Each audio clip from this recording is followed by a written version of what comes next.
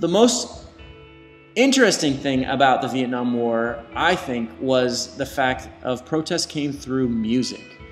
Unlike sit-ins and marches, music had a wide range of impact, and therefore it had the broadest audience, which meant that it had the broadest appeal. And the broadest appeal also essentially came mostly to the youth and young adults in America. One piece of propaganda that I really want to look at is by Black Sabbath, and the song is entitled War Pigs. Also, the lyrics will be posted on the Moodle, but if you look right here on the YouTube page that I've picked it up with, there's some lyrics there. So take a look.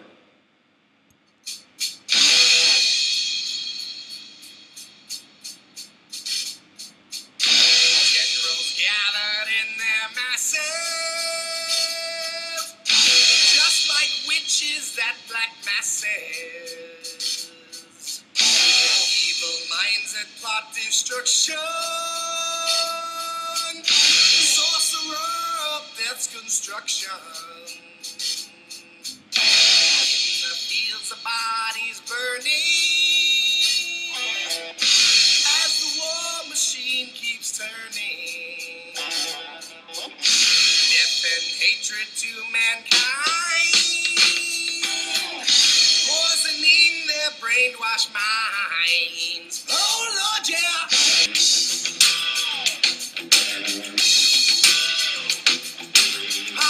Politicians hide themselves away. They only started the war. Why should they go out to fight? They leave that all to the poor.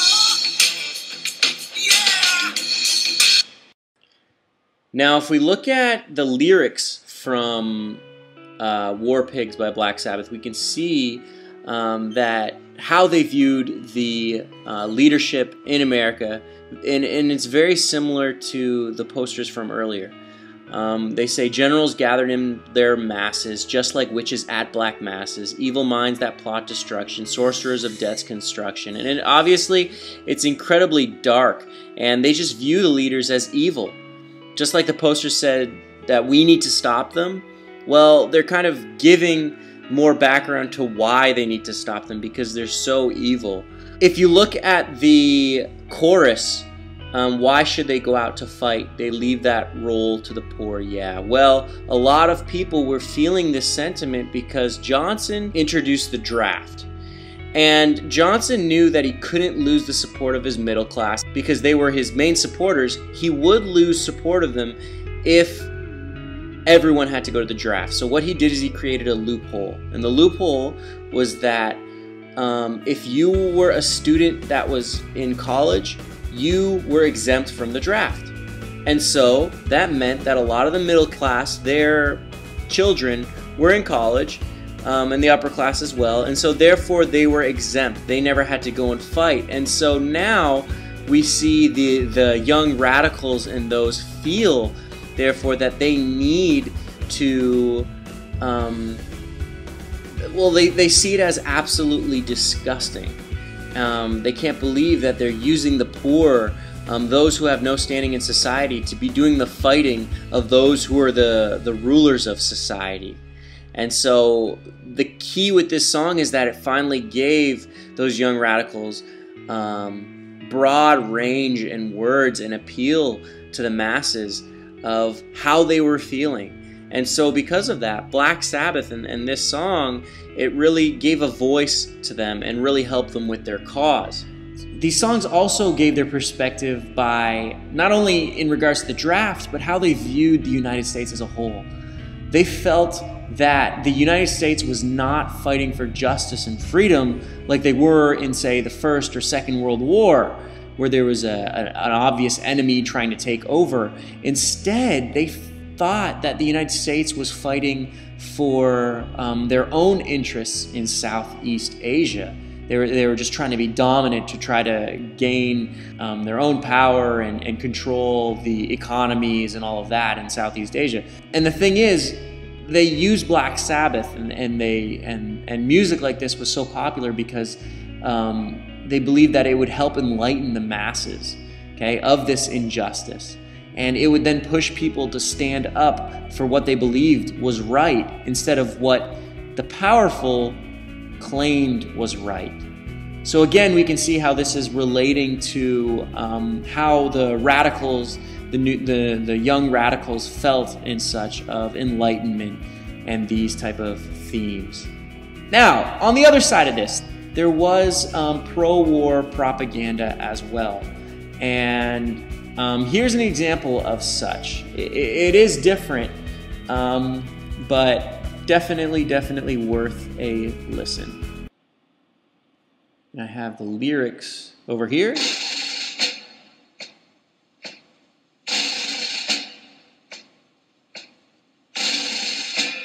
Somewhere in Vietnam, September the 1st. Dear Mom and Dad, we must have marched 20 miles today through the rain and the mud. And believe it or not, this is the first opportunity I've had to just sit down and write in 2 or 3 weeks. This'll have to be short, but I just wanted to send my love and let you know that I'm doing fine. But you know, just being here and seeing how close these people are to losing their freedom makes me that much more determined to help win this war. Because if we don't, the next battlefield may be a lot closer to home than Vietnam. Must close for now. All my love, your son, Bud. P.S. How's Tommy doing at State University? Tell him his big brother said hello. State University, September 1st. Hi, Dad. We must have marched 20 blocks today, and baby, I'm beat. I mean, like the sign I was carrying got real heavy. But, Dad, everything was out of sight. There were reporters and photographers and cameramen from every major news service and network in the nation. So look for your baby boy's picture on the front page of today's paper.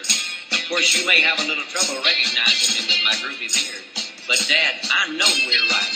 How can you defend my brother murdering all those people overseas? So what if the communists do take over in South Vietnam? Why, just today our economics professor assured us that people get along just as well under communism as they do under any other form of government. I'm sorry, Dad, but this God and country bit just isn't my bag. Gotta go, Dad. Big rally tonight. Your son, Tommy. P.S. Dad better send me an extra $50 this week. Dig? Dear Mr. and Mrs. Smith, I know you must be awfully proud of your fine son. I wish I could be there to see you receive Bud's Medal of Honor. It may comfort you to know that his last thoughts were of you. And as his sergeant, I can truthfully say he was one of the bravest men I have ever known. Dear Mom and Dad, it's been some time since I received word about Bud, and somehow I just didn't have the nerve to come home. But I've done a lot of thinking since then about my turned-on friends and about what they said about communism. We were all wrong. And you know, I always just worshiped Bud. Now that I've thought it over, I know that he would never fight for something unless he believed in it with all of his heart. And in spite of all my past mistakes, I hope that somehow, someday, I can become as big in your eyes as my brother will always be. Your son, Private Tommy Smith.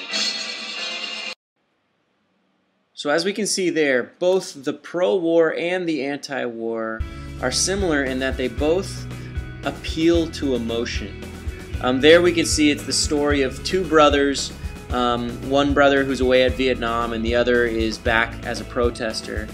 And it's kind of justifying the importance of having to fight at Vietnam. For example, there's a line that talks about how the brother who's away fighting believes that if they don't win this war, then the next war will be even closer to America. Whereas the brother away at college kind of symbolizes the young radical and how they don't view the world in the right way. And then in the end, the young radical kind of wakes up and then ends up after the older brother dies for what he believes in, he realized that he was right all along. The interesting thing about the pro-war camp is that they always appealed to patriotism to their own country. It's more of a conservative value. It's the idea of supporting the troops, okay? A more conservative view of right and wrong in the world, and not wanting to deviate from that.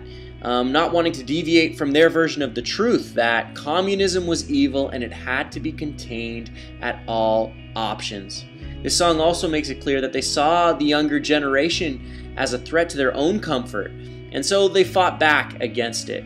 Now, of course, they didn't fight back nearly as hard as the young radicals fought toward them because they were the already established norm.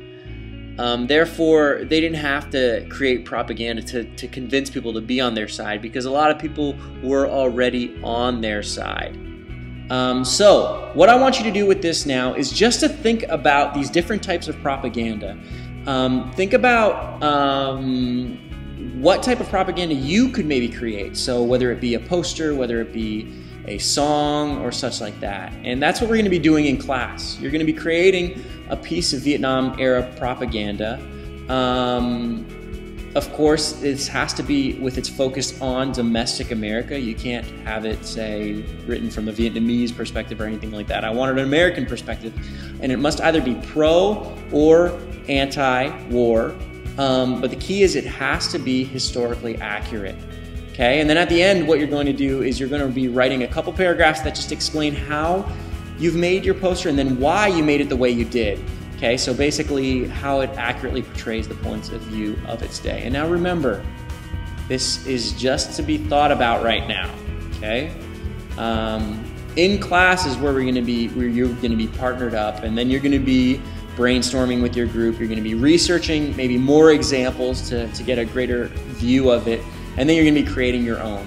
So for now, you've done your homework, and then in class, we're going to continue.